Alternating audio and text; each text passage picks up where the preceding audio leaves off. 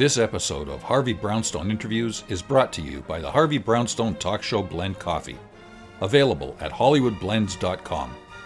Everyone's saying it's the best coffee they've ever tasted. Why not give it a try and see for yourself? Hello, everyone. I'm Harvey Brownstone, and today's guest is a member of Hollywood royalty and a multi-award-winning actress, singer, journalist, producer, and humanitarian who is most definitely following in the groundbreaking footsteps of her father, the legendary director and producer Stanley Kramer, because she's having a stellar career that exemplifies what it means to make a significant difference in the world. Her film credits include Going Shopping, Hollywood Dreams, What Just Happened, Little Fockers, Turnover, for which she won the Best Supporting Actress Award at the Love International Film Festival, Fate's Shadow, The Whole Story, for which she was named Best Supporting Actress at the Actors and Directors International Film Festival, Rings of the Unpromised, for which she won 5 prestigious film festival awards, 4 for Best Supporting Actress and 1 for Best Ensemble, and the multi-award winning Mother's Day Memories, which won 4 distinguished film festival awards. On television, you've seen her in many shows, including Child of the 70s, Larry King Live, Actors Entertainment, Meet the Biz, and Call Me Kate, the wonderful Netflix documentary about her godmother and namesake, the legendary Katharine Hepburn. On the stage, our guest has starred in 4 popular one-woman shows, and she won awards for her roles as Helen Keller in The Miracle Worker and Anne Frank in The Diary of Anne Frank, as well as starring in David and Lisa, Great Expectations, The Lark, and the Vagina Monologues. She's also a very gifted singer and has recorded a wonderful album called Gemstone, featuring songs by Mick Jagger. In 2009, she founded a cinema series called Kramers Films That Change the World, showcasing movies that raise awareness about highly relevant and thought-provoking social issues like women's equality, animal welfare, bullying, school violence, and much more. Our guest has received many honors, including the Compassion Award from the Braveheart Women and a Golden Spirit Award from the Atomic Age Cinema Fest. In 2015, she established the Hunt for Humanity Award in honor of actress and activist Marsha Hunt, which is given to an actor or filmmaker who uses their voice for social change. She's a founding board member of the Palm Springs International Comedy Festival, and she serves on the advisory boards of the LA Press Club and the Los Angeles Women's Theater Festival. And if all of that weren't enough, I can't resist mentioning that in 1990, our guest was Miss Golden Globe. I'm delighted to welcome Katharine Kramer to our show. Kat, thank you so much for joining us. Gosh, Harvey, you really did your homework. I mean, you're known for that anyway. That's a hallmark of what you do. But just hearing you know all that information about me is just very impressive. So thank you so much. Well, thank you so much for that great send-off. It's my great pleasure. I'm thrilled to have you here. Now, as I mentioned in my introduction, your father was one of the greatest filmmakers of all time, Stanley Kramer. What was he like as a father? Oh, wow. Well, he was one of those filmmakers that was so dedicated to his work, but he also was dedicated to his family. So he would always try to be home at 6 o'clock for dinner and not let filming. I mean, he would end filming because he had to be home. So that's the kind of father. He never really brought his work home with him, and he never really discussed his work. So for someone like me who always wanted to be in the biz, who always wanted to be in the film industry and in show business since I was like, I came out looking for my Klieg, according to my mom. I always wanted to get those nuggets from him and, stories about being on set, because he'd made most of his bigger films, his classics, before I ever came around. He had me much later in his life.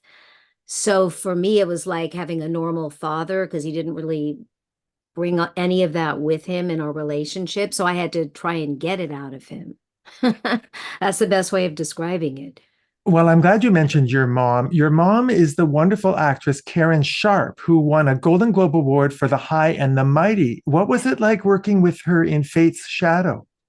Amazing. She and I are producing partners. So it's not just that she's my mom, but we're producing partners. And she also is my manager for my career. And we're producing partners in films and projects and streaming, and also for my Kat Kramers films that changed the world. So working with her just as an actor was she's so professional, and I learned so much from her. But it was a thrill working with her in that context, and not having it be like behind the scenes trying to put an event together, because we're doing a lot of event production, and it just kind of evolved that way. But it's like those are like smaller film projects, so to speak. It's the same elements, but you're dealing with a live event.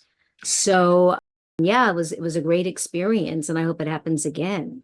Oh, I hope so too. Your godmother was the one and only Katharine Hepburn, and you were named after her, and you're the West Coast representative of the Katharine Hepburn Cultural Arts Center. Tell me about your relationship with Miss Hepburn. Well, she was one of a kind, and I have a character in my solo show, my duet with Mick, but also this character of Auntie Kate is going to be in all my future solo shows and finds her way into my work, and she's kind of like my alter ego. So my relationship with her was very much like this, and supposedly when I was born, she sent my parents a christening dress that said, "She will forever be telling them spell it with an A." Because nobody ever spells her name correctly, and they don't spell mine correctly. And to close friends and family, she was not Kate or Catherine or Katie, she was Kat. So the character is called Auntie Kate, but she always went by Kat with me. So that's really why I am known as Kat Kramer more than Catherine, because they still don't spell it right. My mom tells me this because I vaguely remember, but I think I met her when I was like 3 years old, and she came to the front door of our house in Beverly Hills because I was born in Los Angeles. And I went and opened the door, and I said, "Who are you?" And then she said, "I'm Kate." And I said, "Me too," and slammed the door in her face. And I used to always tease her, even as like when I was 4 years old, I would try to tie her up with a rope, and because she was very athletic and acted like a big kid. So there's just a lot of great stories that I'm saving most of them for my own memoir, but I did share a couple on the Call Me Kate documentary. And I have a song called Catherine with an A, which is all about us dueling for it's Catherine with an A, not Catherine with an E, because Catherine with an E goes not ah. You get the general idea. Liza will love that. It's a parody of Liza with a Z, exactly. I'm so happy that she had you in her life because she didn't have children of her own. Do you think she regretted not having kids? I think so, because she never would say that, because I don't have kids either, and I'm so much like her that I'm just very career focused, and she didn't want to bring children into the world because she was, selfish by nature, because she was so dedicated to her work and her image and her persona, and I think she felt she wouldn't have time to devote to them. So I kind of just by osmosis am that way myself, very much like that. But I think there was some regret to that. And, yeah, it's like a lot of people think we're related because she never had children. So being a godmother or a godparent was the closest thing to that. When did you know you wanted to pursue a career in the entertainment industry? All my life, I came out looking for my Klieg light, and as my mom tells it, and I was a dancer first. I just took right to the stage, and I was classical ballet trained, so I was actually like a prodigy. The teacher would have me demonstrate and kind of like co-teach the other students when I was like 6 years old. I mean, I kind of came into this world with almost like from a past life. And then it was musicals and musical theater and song and dance and then rock and roll and the Stones and just any kind of musical art form. Because I think music is music and humor are the universal languages that we all relate to. So I've always wanted to be in entertainment and show business, a song and dance person, a triple threat, and then the acting came into it, and I wouldn't say took it over, but being a triple threat's important to me. And then producing too and creating content and writing. So I kind of have always been looking for projects that encompass and incorporate all the different mediums that I am active in. Were your parents supportive of your desire to go into show business? My mother was very supportive, my father not so much. And I have a sister too, both of us, he wanted to shield us away from the Hollywood scene. So we moved up to Washington State from Beverly Hills, and The Runner Stumbles was his final film. And my sister and I were both in that. The whole family actually worked on that film. But my younger sister and I both had roles in the film, and that was our screen debut. But I was happy because I got to do a race with Dick Van Dyke because he was the star of the film, and they put me in the three-legged race with him, and I had lines, and I just knew that that's what I wanted to do before that, but that really solidified my interest in being an actress primarily. But I don't consider any of them like my main discipline. It's just all creativity and expression. So I've always wanted to be in the industry, and I don't really know how to do anything else. So that's there's other things I can do, other skills, but they're all in entertainment. Well, you're an incredibly organized and very focused businesswoman, too. I'm just I wondering, tried it. did your dad ever give you any career advice? Yeah, he said don't put your own money into film projects. Now I have had to put some of my own money into not film projects, but like my cinema series to get it started, or when it was sponsors are involved to co-sponsor. And you have to sometimes make an investment, but I'm involved with a nonprofit, and it just, that whole thing with being a humanitarian and an activist, you always lose money because you're putting your money into a cause you believe in, or even charities. But that was the biggest piece of advice. And he always said, take the work seriously, but yourself not at all. So those two pieces of advice, not to take yourself so seriously that the world revolves around you, because it doesn't, but really take the work seriously. So those two mottos I hold dear. But my mom taught me a lot too, and so did my godmother. So I've learned from the family, so to speak. And you've certainly put those lessons to good use, that's for sure. Your father, Stanley Kramer, was renowned for impacting the conscience of the world by making movies about important social issues. He addressed racism in The Defiant Ones and Guess Who's Coming to Dinner. He dealt with nuclear war in On the Beach. He tackled creationism versus evolution in Inherit the Wind. And of course, he addressed the causes and effects of fascism in Judgment at Nuremberg. Do you have a favorite Stanley Kramer movie? Well, I mean, I would say just nostalgia reasons for that. Guess who's coming to dinner, because of my godmother, and that was the first movie that he made when he got married to my mom, and she actually worked on the film. She didn't ask for credit, but she produced that with him and was involved. But also I love It's a Mad, Mad, Mad, Mad World. I've been very pro trying to get a sequel together for that, and I've introduced it many, many times with my mom and also solo. And I have like a trivia giveaway I do with, you know, either the Blu-ray of the film or my father's memoir. So that I think that's become like his most popular film, and I don't think he would be surprised. That's the interesting thing.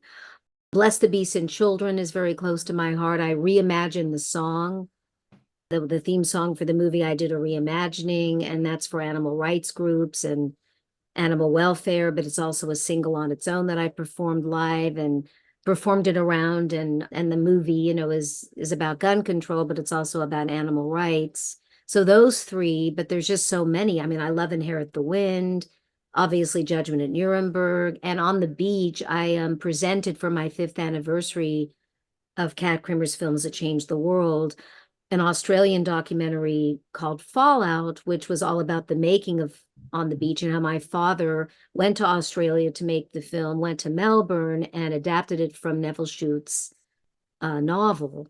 So that, is one of the only film that I've had in my series, only documentary that's about my father, and my mom appears in that. So those are just top movies, but I mean, there's just so many that I love just for their own, their own values and their own themes. You mentioned Bless the Beast and the Children. We had Billy Mumi on our show who was in that movie, and he spoke so fondly of your dad and what a sensitive and kind and focused man he was when it came to working on a project. It was very touching. Yeah, and he's come to some events honoring my father through the years. How did your That's a very father's important film, just a lot of people have tried to see if they could remake it and I'm working on some animal rights projects that, are not that, but they have it will have the same impact, hopefully. how did your father's approach to filmmaking impact you as an artist? Well, it impacted me because he didn't set out to be a message movie maker, which was the title that the critics gave him and the industry gave him. He just wanted to tell stories that were important to him about what was going on in our culture and in the world and in society, and they were social issue driven, but I don't think he was seeking that out. And it's in my DNA too. It's hard for me to do projects that don't have some social issue message, and you can always find them in pretty much every project that I gravitate towards. Even with It's a Mad, Mad, Mad, Mad World, in terms of my father, that was about greed and how people act when there's money there and how they completely change and will do anything to get it. So that had a message. He was more of an overallist. I mean, I believe in the detail of something, but he was very much focused on the overall movie and the overall impact it would have. That's made an impression on me, that you have to sometimes look for the bigger picture, because I know the details are so important. And my mom being a Virgo, she's very detail oriented, but he was more overall, just, he was also a showman and a promoter, so he knew how to bring all those elements together to make impact.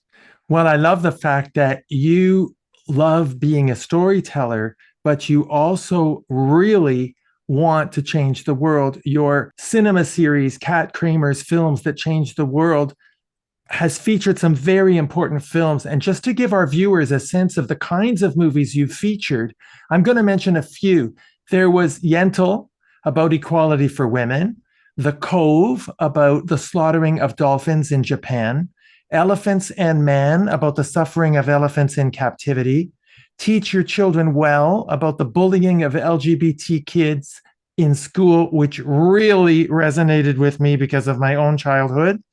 There was The Decent One, a documentary about Heinrich Himmler, The Hunting Ground, about sexual assault on college campuses, and so many others. I'm just touching the surface.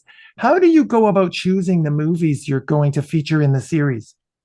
That's a great question. I have my logo behind me here, Kat Kramer's Films That Changed the World. They kind of choose themselves, because it started with Yentl, because my father and I used to watch that together, believe it or not. He loved Barbara, and I love her too. She's one of my sheroes from when I was very little. And, the movie was a father-daughter theme, obviously, but it had the women's equality issue and just the fact that Barbara herself was the first woman to write, direct, produce, star in and wear all those hats. And so I decided, it was the 25th anniversary, and she gave me the director's cut to screen. I wanted to start a screening series at my father's theater at Sunset Gower, because that was formerly Columbia Studios, where he had a deal. A lot of his movies were made with UA, but a lot of them were Columbia, and he had an office there. And Sunset Gower Studios, is the same location where Columbia used to be. And we had a screening room there at the time. We still do, but at this time it had just opened. And I wanted to utilize it. It was only like 99 seats, if that. I think it was between 91 and 99 if you brought chairs in. Very intimate. And I just wanted to program something there. And that's how the whole series started. I wanted to, follow in his footsteps in my own small way by showcasing films and documentaries that needed to get out there and needed to be seen and needed to be considered for awards, and also make social impact, because I'm an impact producer.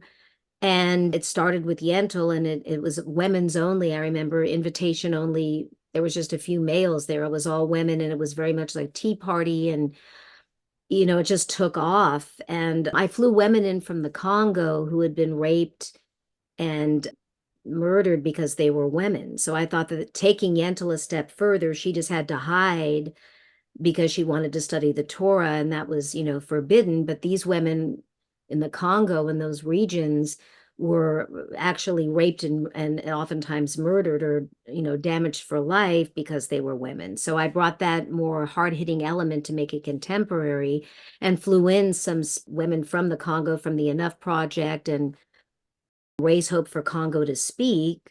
And that kind of just launched the whole series. And I followed it up with The Cove, which when it won the Oscar, I went with them to the Oscars and was credited on CNN because we also had call to action. So they did an undercover assignment a lot of people don't know about. Louisa Hoyas and Charles Hambleton and the filmmakers of The Cove, and went to the Hump restaurant in Santa Monica and found out they were serving whale meat.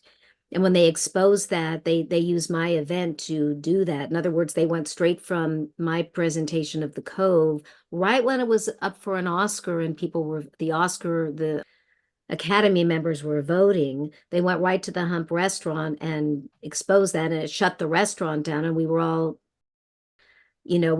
marching on CNN and picketing the restaurant. And that was kind of way before any of these movements you see now. But a lot of the Academy voters, even though that movie was winning in all the other guilds and a lot of film critics groups, they were afraid to watch it because of the dolphin slaughter. So I had a 5-year-old activist speak I had 600 people on a soundstage at Sunset Bronson, which is part of Sunset Gower. They're all under the same umbrella. And say to the crowd, if I can watch it and I'm 5 years old, and you have to see it to make you see what's happening with the dolphins being slaughtered, that really made impact. People were crying and they were moved to action, and it won the Oscars. So, and I purposely had it like right when the voting cutoff was, so they all voted for it. And that really put my series in of showcasing movies of social content, but one that wins an Academy Award for Best Documentary. So it's really kept a standard. And because of that, I've been able to get so many great celebrity activists and activists, as I call them, and activists and advocates and students. I've gotten so many to support. And Lily Tomlin has always been a role model for me. She's my performing idol, but she also is very much behind these issues. So she became the ambassador. She's done like 4 with me so far, more than anybody else. So she's become the ambassador. And she's also my inspiration for Sheroes for Change, which has been the theme for a few of my installments. But now I'm launching this summer the Sheroes for Change Festival, which is all women's empowerment documentaries, women's issues, and there'll be music featured as well. And that's very focused on, what we really need to address now with the abortion issue and just women making a difference. So that's something I'm really looking forward to. God bless you for the difference that you're making in the world and using film in such a powerful way. You mentioned Lily Tomlin. I know she's one of your idols. Why is she so special to you? Because of the characters that she creates. And she was a socially conscious comedian, which kind of mirrors what my father, him being the socially conscious filmmaker, she fits right into what he was trying to say. And because she's, never resulted to being vulgar or attacking people, I've started doing stand-up just over the pandemic, just to make people laugh and to bring them out of things. And, just because she never stooped to a below the belt level in her comedy, and she's observational, and she's always had social issues, and she does one-person shows, which I've always done. And just she's a genius. But I love the fact that she's been an activist and really helped me with getting my series out there on the third one, Elephants in Man, A Litany of Tragedy, by hosting with me and getting share there. And it was the work that she did with me trying to free Billy the elephant from the LA Zoo. The elephant's still there, but, we did everything we could to make noise about that. And she's freed several elephants from zoos around the country that were in captivity. So that's what really connected me with her. And then the Teach Your Children Well, which she narrates, was a movie dear to my heart because I've been bullied all my life. And even there's adult bullying, but this one specifically focuses on LGBTQ bullying in the schools and, the problems that we still have with that. And then Fallout, because she's very close to Dr. Helen Caldicott, who also was in Fallout, and On the Beach changed her when she read the book and then saw my father's film as a teenager growing up in Melbourne, Australia. That made her the nuclear activist she's become. And she's a doctor and a spokesperson, and that really motivated her life. But Lily's television specials, everything she's done as a performer and as a dramatic actress has just made me go on a path I don't think I would have taken if she hadn't been in my life. So, I did a whole musical salute to her when she was honored with the Art Gilmore Award for the Pioneer Luncheon with the PPB. And I did another musical salute when she was honored for Paw's 30th anniversary. And I'd like to do like a third one encompassing everything that she's done. And she's just motivated me to be an activist, and I was always doing that, but she just made it more, she's so authentic that she made it more tangible for me, that you can do this and you can make a decision to choose projects that have a social issue message, or you can just do sheer entertainment and projects that mean something to you. And then you can, be an activist and an advocate off camera and just use your voice to make change. So she does both, and I strive to do both.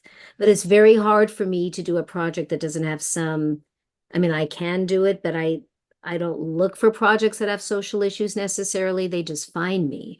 Just like my cinema series had a life of its own when it started, and every one that I've done has had its own theme, its own life. Things fall into place, and my father's watching over me. I know he orchestrated a lot of that. Oh, I have absolutely no doubt about that. Kat, you mentioned that you were very badly bullied as a kid.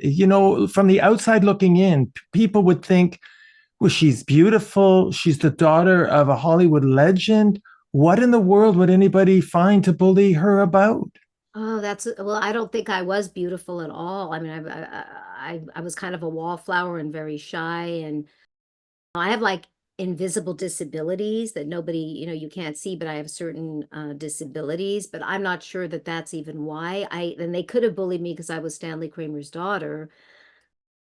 At that age, I don't know how they would know that unless their parents told them, but he's been so controversial. But I think it's also because I was very eccentric, believe it or not, and very creative. And bullying is bullying, whether it's LGBTQ bullying or just bullying in general. It's such a part of the school system, and it's such a part of life. Yeah, the thing Lily said when I interviewed her, and then also we were on CNN talking about Teach Your Children Well. I've been on shows with her as a team talking about these issues and radio and everything else. She never was bullied. Her younger brother was bullied, and she makes that a very big point, but she knew how to deal with the bullies. And like, I was just half joking, but I think if they think you're a bully too, they leave you alone. But I'm a big advocate for bullying in general, and there's so much adult bullying in the workplace. Even 9 to 5 is all about that. When you look at the movie, that Mr. Hart was bullying them. So bullying the workers and especially the women. So all that sexual harassment and just bullying and, professional jealousy and competition. And even the teachers were big bullies to me. So that was another eye-opening experience. And it's the teachers in the schools that, stand back and don't do anything. So part of being an anti-bullying activist is to stop the bully from doing the bullying. And there's all different ways of doing that. And there's all kinds of new, ideas about how to go about doing that, and new organizations that have like an anti-bullying component to them. So I've even considered getting a certificate or a license to be an anti-bullying advocate and work on sets, or, because there's a lot of bullying that goes on in this industry. And that's like another, they have the COVID, coordinators on sets to make sure for safety, and they have the intimacy coordinators. They also have anti-bullying coordinators to make sure that everyone's safe and that they're not subject to that. So that's something I've considered doing on the side. Well, let me tell you, you have a strong supporter in me. I have experienced it as a child. I experienced it in the workplace, even in the judiciary. And when you mentioned the words professional jealousy, let me assure you that those are big, big loaded words that very much exist. It's really a badge of being successful. But I'll move on because I could talk about that all day. Besides Lily Tomlin, you've also headlined at many big shows honoring Shirley MacLaine, Milton Berle, Mickey Rooney, Robert De Niro, Joe Pesci, and many others. Is it important to you, Kat, as a member of the Hollywood community, to honor the legacies of the great stars? Yes, yeah, and I have so many idols and role models. I'm one of those people that could even do a show about, I'm saying this here for the first time, all the different role models and idols that have influenced me, and none of them, I would never want to say like I like you better than him or that kind of but there's been so many artists of all generations like Robert De Niro, like Shirley MacLaine that have influenced me in my work. And even the film I'm about to have for my 12th installment of Kat Kramer's Films That Change the World. Before I launch Heroes for Change, I'm doing the 12th installment because, where Kat Kramer's Films That Change the World is all about universal social issue films, Heroes is all about female empowerment. So I had to separate the two. But I'm having a film that has Shirley MacLaine in it, Lily Tomlin, Jane Fonda, Dolly Parton, Goldie Hawn. I mean, all these greats are interviewed in this film, and it's called Celebrating Laughter, the Life and Films of Colin Higgins. And it's about the late Colin Higgins, who was a great filmmaker, a great writer, a comedy writer and director who died of AIDS. Probably the first high-profile filmmaker and director to die of AIDS, and also established the Colin Higgins Foundation, which is very active now, which helps LGBTQ filmmakers and students have a voice, and they give grants. So this film is such a movie that we need right now because it's a documentary about his whole journey as a filmmaker. So it's for filmmakers and film students, but also it's just to celebrate laughter and which we need right now, and how he brought joy to everyone. So it's got the issue, but it's also entertaining. It's just a really special movie, and I'm presenting that. And, there's so many people interviewed in the film that aren't with us anymore, but there's so many that are. And Shirley MacLaine has always been a role model to me, and like her book Out on a Limb, because I believe in metaphysical journeys and I believe in reincarnation. I've always been that way since I was born. I mean, I just always was metaphysical and believed in the paranormal, and her book really changed my life, and I read it when I was very young. But Colin Higgins co-wrote the miniseries based on the book with Shirley and also directed it, and that miniseries was spectacular. And so I'm excited because this documentary encompasses so many people that have inspired me, all through Colin, who's no longer with us, but his spirit really lives on. Kat, as I listen to you speak, you really demonstrate an aspect of Hollywood that many people really don't know about. I've had many celebrities on this show, and they talk about the industry and the Hollywood community as being really quite brutal. And you're really undervalued unless you're the next big thing. And you're only as important as your last big thing. And there's this transactional nature of relationships in Hollywood. And I listened to you talk about the role models you've had, about the social issues that resonate with you, about your mission to try to sensitize the world to important aspects of the human spirit. And I just don't think there's a lot of people like you. Is it lonely? Oh yeah, definitely. I spent a lot of time just working on things and not having, people think I'm very social, but when I go to events or premieres, it's all work related. And also I've taken on 10 projects that I really believe in, and I'm co-producing them with my mom and other people through the company. But, it's certainly, I probably should have said no, but I believe in all the projects for their own reasons, and that's a full-time job. And then trying to perform and then also do the cinema series and launch Heroes for Change. And I'm very festival oriented this year because, well, obviously because of the election and the Heroes for Change, we really need to, I really need to get those movies out to the masses and just to my own network because they can help make a difference. But it's also, in general, I'm also involved with as you mentioned, the Palm Springs International Comedy Festival. That's coming up. I'm a founding board member, and we have the Stanley Kramer Mad World Award for Best Ensemble, which is given to a comedy that kind of got the hallmarks of Mad World, a lot of stars or just great talent, and it's an ensemble piece that's funny, and we always have to find the right film. And then the Atomic Age Cinema Fest, I was involved with the first time they ever did it in LA, and we're doing one at the end of the year, I would say around the end of the year, like November, December. And that's all social issue films about the nuclear issue. And there's going to be some really important ones, including another screening of On the Beach. And the lineup will be announced later this year. But besides this that I'm doing with Celebrating Laughter, and then we have Heroes for Change, Palm Springs International Comedy Festival, and Atomic Age Cinema Fest, Hollywood 2024. That's a festival, just not even hybrid. It'll keep me very busy with just those festivals and just the screenings. I have to mention, it's a full-time job. Well, it's more than a full-time job. It's a calling. It's truly your life. Calling, yeah. I have to mention your wonderful album, Gemstone. You recorded an album of Mick Jagger songs. You did a one-woman show called My Duet with Nick. Tell me why the music of Mick Jagger resonates with you so much.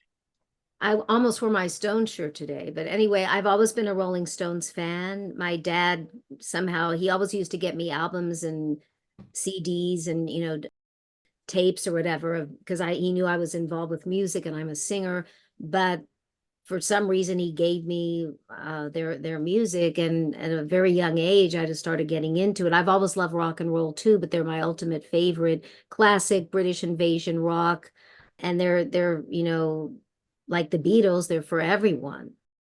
But Mick Jagger himself is such a great showman, another role model as a performer, just what he can do on stage. And even still, he's going to be 81 years old in July. Just the longevity and the fact that he has so much energy, and also he's a great performer, singer, songwriter. But I've always felt he was underappreciated as just a songwriter on his own. So obviously when he works with Keith Richards, it's gold, and it's got like a magic behind it. But Mick has also collaborated like with Dave Stewart of the Eurythmics, and he's written songs for his solo albums. And I've always felt they were underappreciated because he has such a persona. So I took a lot of songs from his different solo albums and reimagined them from a female point of view. And I still have a couple more to record on this evolving project from one of his solo albums. I haven't done anything yet from it, but I pretty much tried to be even from all the other ones. And his solo albums were never that well received. He had a couple of hits, but the same with Keith Richards. I love his music too from his solo albums. It's that he's a guitarist, a great guitarist, and he writes more from a guitarist point of view. The songs don't really have a beginning, middle, and end, so they're harder to interpret and sing. But I have a couple of his on there as well, so it's really an homage to both of them. But Mick, obviously, I think that this will certainly help new generations discover him just as a songwriter on his own.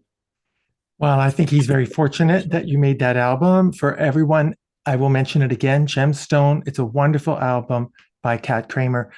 One of the reasons I admire you so much, you starred in and co-produced an episode of a TV show called Civil Disobedience, which is an anthology series presenting social issues from different perspectives. Your episode was about voter registration. Right. That's not even out yet, but I also co-produced another one. Yeah, this is so important, especially with an election year. So that's the voter registration people will see soon, hopefully, but that is based on a true story, and it's like a short film, part of the anthology. And you'll have to wait to see it, but it's definitely, about voting and something that the lead character went through. And Linda Palmer, who I worked with on Turnover, is an amazing filmmaker. And, Turnover is something I'm really proud of. And so is she. So that's why she created with other writers and directors this civil disobedience anthology series, which is still evolving. It's not finished. I was, one of the leads, and I also co-produced.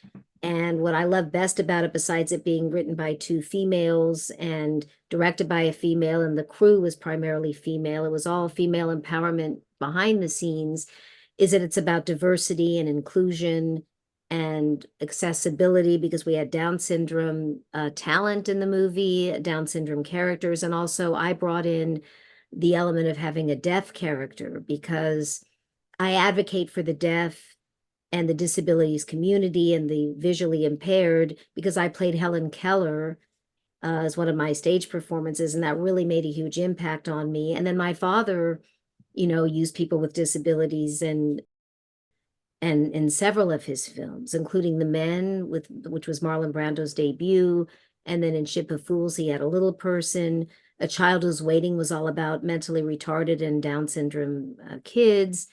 And, he always advocated for the other. So for me, the deaf community broken through, but I was on the ground floor of making sure that everything's been accessible with my cinema series. I've always done as much as I can to have ASL interpreters there to invite deaf creatives. And we even had the first open caption screening on a studio lot in over 20 years, when I had Lily Tomlin's grandma. And there was no deaf characters in the film. I just wanted to make it accessible to deaf creatives in our industry, because they're all members of the guilds. They're all members of SAG and the Directors Guild and the Writers Guild, but they never get a chance to experience an industry screening with a Q&A, because they don't usually present films in open caption. So I had a half hearing, half deaf audience, but it was mostly catering to the deaf and the hearing impaired and ASL interpreters, and we had a full-fledged panel. And so now that's kind of becoming more the norm. And Troy Kotsur was on that panel for Grandma, and I just knew he was special, and I actually psychically sensed he was the male Marley Matlin, that he would win an Oscar, and it happened with Coda. So I did help campaign a bit for that, but I mean, I knew he was going to break through as a deaf talent that would become mainstream. So that's the kind of panels I dedicate myself to, are like think tank panels, where it's more than just about the movie. It has other elements, either the issue or just bringing accessibility to audiences. So I think that's a component of my cinema series that I'm the most proud of, is that they're accessible. You have this amazing ability to relate to the underdog. It's just inside your DNA. You mentioned the movie A Child is Waiting, starring, I believe, Judy Garland and Burt Lancaster. Yes. Yeah. Did your dad ever talk about what it was like working with Judy at that time? I understand that at that time in her life, she was quite fragile. Judy was always one of my role models too, of the, legends that have passed away, but they're still with us in spirit.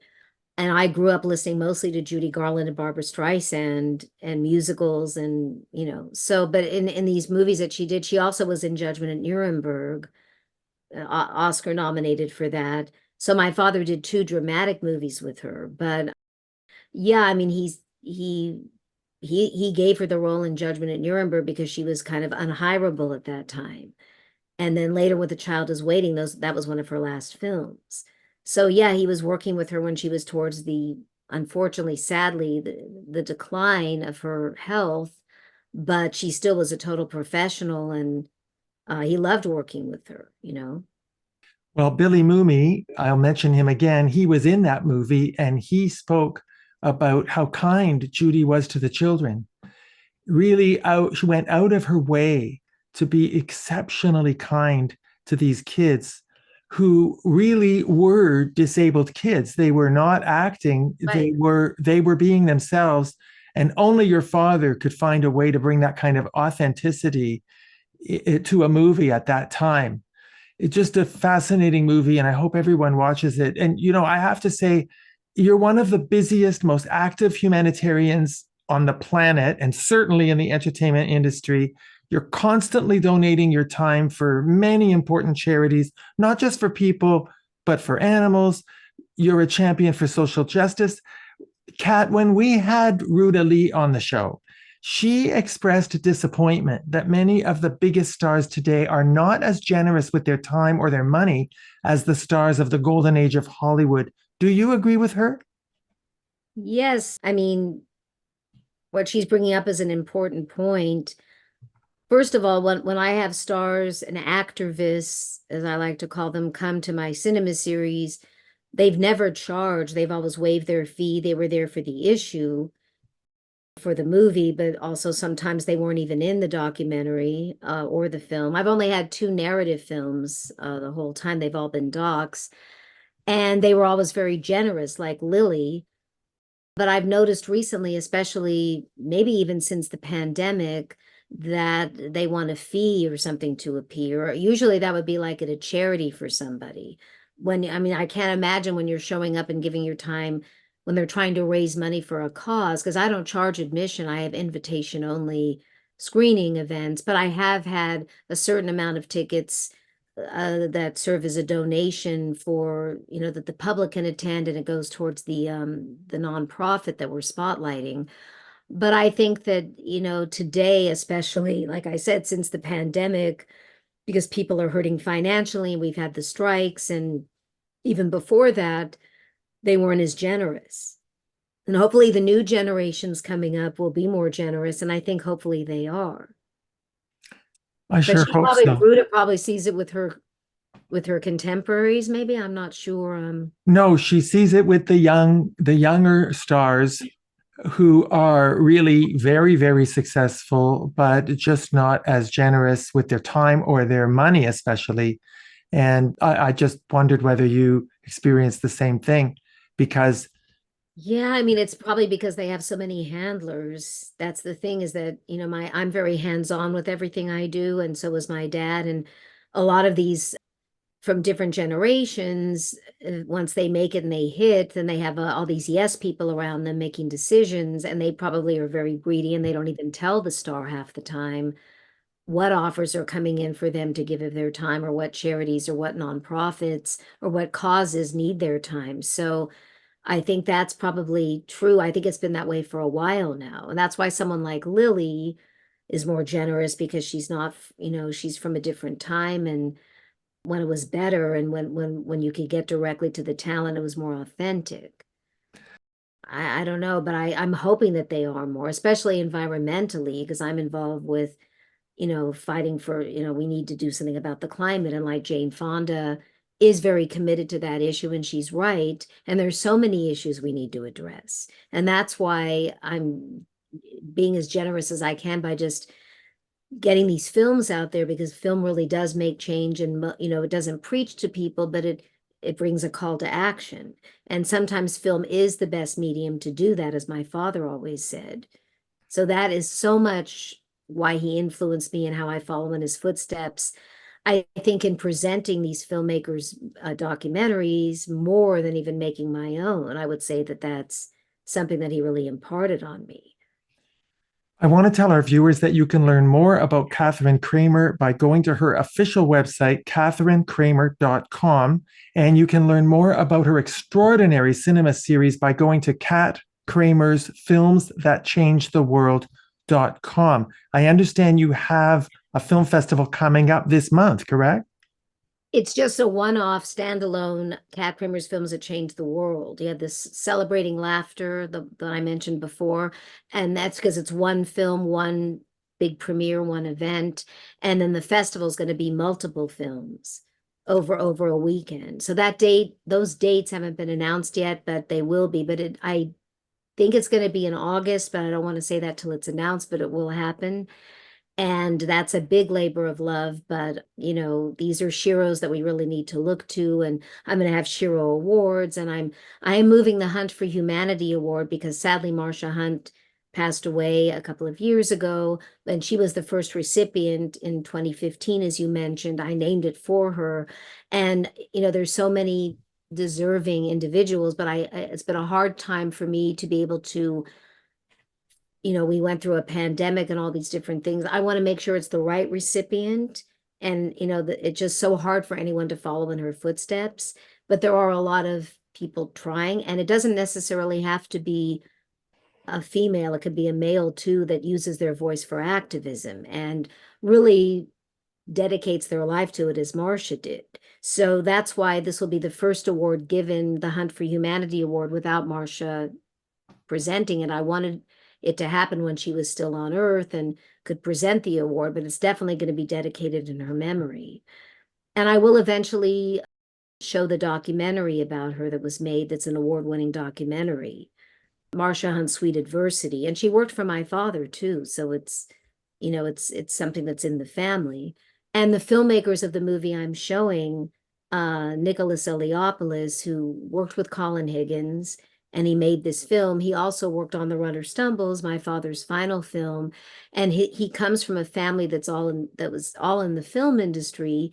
And his aunts worked on Mad World and On the Beach and Invitation to a Gunfighter. And so for me, it's not only just Lily and Jane and Dolly and Shirley and all these great artists that I have a connection to that have inspired me and the legacy Colin leaves, but it's also that the filmmaker himself has worked with my father, and his family did.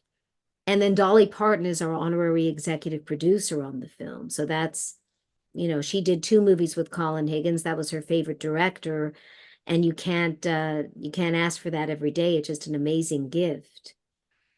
Would I be out of place to suggest that it's time for a Katharine Kramer Award? Wow, I never thought of that. I think that there's I got nobody. The Lifetime Achievement Award recently. I think I was a bit young, but they wanted to honor me anyway. And it was largely for my humanitarian efforts, but I got it on Oscar night at this amazing charity fundraising Oscar viewing event. Also, female empowerment was a big part of that. But I would never, at this point, think I've accomplished enough to name an award after myself. So, well, I beg to differ, Miss Katharine Kramer. I think you are an iconic role model. You are not only an ambassador for your father and his legacy and bringing so many important issues to light in a way that the public likes and enjoys and is able to absorb emotionally and get committed to. But you are an enormously important ambassador for Hollywood. You represent the very best. You really do represent the very best of what this industry should be all about, not just to entertain, not just because it's a business, but because you're trying to tell stories that make the world a better place. And I am so honored to know you and to have you on our show. I'm so grateful that you took the time with everything you've got going on to appear on our show. Thank you so much. Thank you so much. Our guest has been the wonderful Katharine Kramer. My name is Harvey Brownstone. Thank you to my producer, Steve Silver, my director of programming, Robert Monaghan, my PR directors, Eileen Shapiro and Jimmy Starr, and my entire team at the XPTV1 network in the UK. Thank you all for joining us. See you next time. Thanks for watching. Be sure to check out all the great interviews on the Harvey Brownstone Interviews YouTube channel. Don't forget to subscribe and ring the bell to be notified when new videos are posted.